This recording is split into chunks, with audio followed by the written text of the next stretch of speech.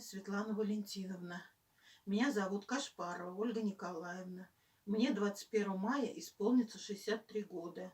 Мы с мужем живем в деревне, село Брыковка, Духовницкого района, Саратовской области. У нас в деревне даже нет аптеки, и поэтому панацеей от всех болезней у нас является ваша продукция.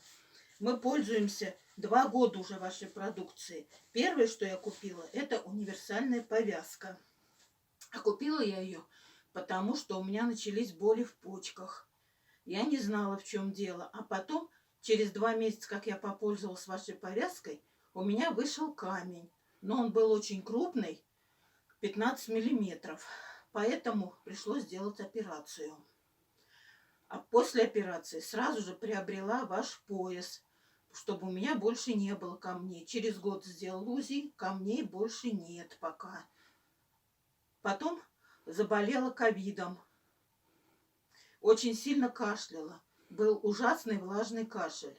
Ставили банки, горчичники, использовали натирание, пользовалась небулайзером. Ничего не помогало. И тогда я приобрела у вас жилетку. Вот она-то меня и спасла. Буквально через 2 суток у меня кашель прекратился. Пользуюсь ей постоянно. Впоследствии приобрела у вас и шейный бандаж, и ботиночки, и, конечно, шапочку. Без шапочки никуда. Только давление поднимается, сразу одеваю на лобную часть вашу маску для сна, а на голову шапочку. 15 минут, и все сразу стихает. Потом муж заболел у меня ковидом. Я одела сразу повязку на шею и стала его лечить. Он тоже пользовался всем натиранием и сразу жилетку одевал, манишку одевал, ботиночки и маску на шею. И так лежал.